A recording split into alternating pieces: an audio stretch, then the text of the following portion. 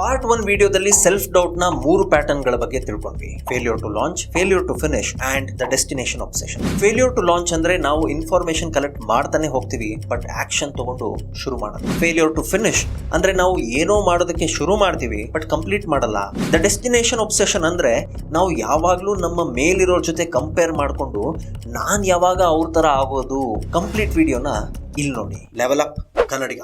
Self doubt ಇಂದ ಹೊರಗೆ ಬರೋದು ಹೇಗೆ ಅನ್ನೋದನ್ನ ಈ ವಿಡಿಯೋದಲ್ಲಿ ನೋಡೋಣ. ಫೇಲ್ಯೂರ್ ಟು ಲಾಂಚ್ ಇಂದ ಹೊರಗೆ ಬರೋದು ಹೇಗೆ. ನಾವು ಏನಾದ್ರೂ ಒಂದು ಶುರು ಮಾಡೋದಕ್ಕೆ ಎಲ್ಲಾ ತಯಾರಿ ಮಾಡ್ಕೋತೇವೆ, ಕೆಲಸನ ಮುಂದೂಡ್ತಾ ಹೋಗ್ತೀವಿ. ಇದನ್ನ ಪ್ರೊಕ್ರಾಸ್ಟಿನೇಷನ್ ಅಂತೀವಿ. ಲೇಸಿನೆಸ್ ಅಲ್ಲ. ಲೇಸಿನೆಸ್ಗೂ ಪ್ರೊಕ್ರಾಸ್ಟಿನೇಷನ್ಗೂ ಡಿಫರೆನ್ಸ್ ಇದೆ. ಪ್ರೊಕ್ರಾಸ್ಟಿನೇಷನ್ ಯಾವಾಗ ಆಗತ್ತೆ ಅಂದ್ರೆ ನಾವು ಫೇಲ್ಯೂರ್, ರಿಜೆಕ್ಷನ್ ಅಥವಾ ಕ್ರಿಟಿಸಿಸಮ್ ಇಂದ ಆಗೋ ಪೇನ್ ಅನ್ನ ಅವಾಯ್ಡ್ ಮಾಡೋದಕ್ಕೆ ಹೋದಾಗ. ಸೈಕಾಲಜಿಸ್ಟ್ ಹೇಳ್ತಾರೆ the pain of rejection or failure activates the same areas of the brain as the physical pain ಅಂತ. ಅಂದ್ರೆ ರಿಜೆಕ್ಷನ್ ಅಥವಾ ಫೇಲ್ಯೂರ್ ನಮ್ಮ ಬ್ರೈನ್ ನಲ್ಲಿ ಫಿಸಿಕಲ್ ಪೇನ್ ಆಗೋ ಜಾಗನೇ ಆಕ್ಟಿವೇಟ್ ಮಾಡುತ್ತೆ ಅಂತ.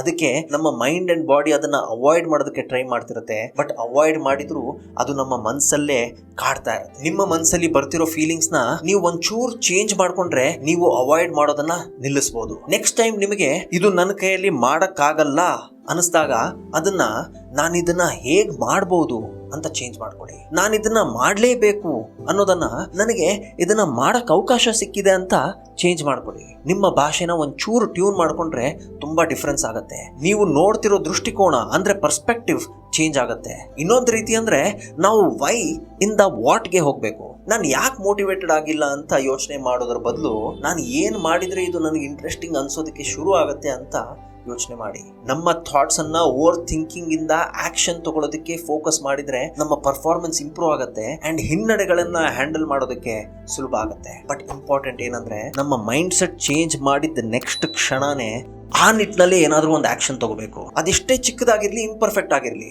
ಆಕ್ಷನ್ ತಗೊಳ್ಳೋದು ಇಂಪಾರ್ಟೆಂಟ್ ಆಗುತ್ತೆ. ಈ ತರ ಮಾಡೋದ್ರಿಂದ ಫೇಲ್ಯೂರ್ ಟು ಲಾಂಚ್ ಅಲ್ಲ, ನಿಮ್ಮ ಲಾಂಚೇ ಆಗತ್ತೆ. ಎರಡನೇ ಪ್ಯಾಟರ್ನ್ ಫೇಲ್ಯೂರ್ ಟು ಫಿನಿಶ್ ಆಗೋದು ಯಾಕಂದ್ರೆ ನಾವು ಮಾಡೋ ಕೆಲಸದಲ್ಲಿ ಮೀನಿಂಗ್ ಇಲ್ಲದೆ ಇರೋದಕ್ಕೆ. ನಾವು ಕೆಲಸ ಮುಗಿಸೋ ಜರ್ನಿಯಲ್ಲಿ ಏನಾದ್ರೂ ಅಡಚಣೆಗಳು ಬಂದಾಗ ಆ ಕೆಲಸನ ಬಿಡೋದಕ್ಕೆ ಕಾರಣ ಆಗೋದು is our lack of clarity as to why we started.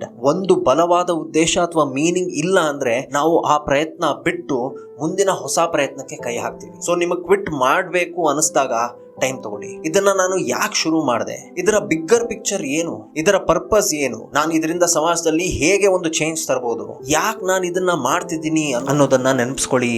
ಕೊನೆಯದಾಗಿ ದ ಡೆಸ್ಟಿನೇಷನ್ ಒಬ್ಸೆಷನ್ ಪ್ಯಾಟರ್ನ್ ಇಂದ ಹೊರಗೆ ಬರೋದು ಹೇಗಂದ್ರೆ by reminding ourselves that we are not our work. ಅಂದ್ರೆ ನಮ್ಮನ್ನ ನಮ್ಮ ಕೆಲಸ ಡಿಫೈನ್ ಮಾಡಲ್ಲ, ನಮ್ಮ ಅಚೀವ್ಮೆಂಟ್ಸ್ ಡಿಫೈನ್ ಮಾಡಲ್ಲ. ಸೊ ಕೆಲಸದ ಮಧ್ಯದಲ್ಲಿ ಬ್ರೇಕ್ ತಗೊಂಡ್ರೆ ಗಿಲ್ಟ್ ಫೀಲ್ ಮಾಡ್ಕೊಳ್ಳೋದು, ನಾನು ಇವತ್ತು ಏನೂ ಪ್ರೊಡಕ್ಟಿವ್ ಮಾಡಿಲ್ಲ ಅಂತ ಫೀಲ್ ಮಾಡ್ಕೊಳ್ಳೋದನ್ನ ನಿಲ್ಲಿಸಬೇಕು. ಬೌಂಡ್ರೀಸ್ ನ ಸೆಟ್ ಮಾಡ್ಕೋಬೇಕು. Schedule time for breaks, to spend time with family, to exercise and to have me time. ನಿಮ್ಮನ್ನ ನೀವೇ ಪ್ರೂವ್ ಮಾಡ್ಕೊಳ್ಳೋದಕ್ಕೆ ಹೋಗಿ ಸಕ್ಸಸ್ ನ ಚೇಸ್ ಮಾಡ್ತಿರ್ಬೇಡಿ.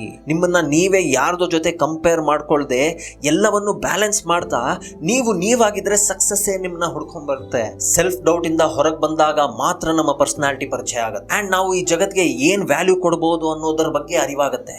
ಗೊತ್ತೋ ಗೊತ್ತಿಲ್ಲದೆ ಈ ಪ್ಯಾಟರ್ನ್ ಗಳನ್ನ ಅಂಡ್ ಹ್ಯಾಬಿಟ್ಸ್ ಅನ್ನ ನಮ್ಮಲ್ಲಿ ರೂಢಿಸ್ಕೊಂಡಿರ್ತೀವಿ. But we can always unlearn what we have learned. ನಾವು ರೂಢಿಸ್ಕೊಂಡಿರೋ ಹ್ಯಾಬಿಟ್ಸ್ ನ ಚೇಂಜ್ ಮಾಡ್ಕೊಳ್ಳೋದಕ್ಕೆ ಟ್ರೈ ಮಾಡೋಣ ಅಂಡ್ ಸೆಲ್ಫ್ ಡೌಟ್ ಇಂದ ಹೊರಗೆ ಬರೋಣ. ನಾನು ನಿಮ್ಮ ಅಕ್ಷಯ್ ಬುಲ್ಬುಲೆ. ಮುಂದಿನ ಲೈಫ್ ಚೇಂಜಿಂಗ್ ವಿಡಿಯೋ ಜೊತೆಗೆ ಮತ್ತೆ ಸಿಗ್ತೀನಿ. ಅಲ್ಲಿವರೆಗೂ ಲೆವೆಲ್ ಅಪ್ ಕನ್ನಡಿಗ.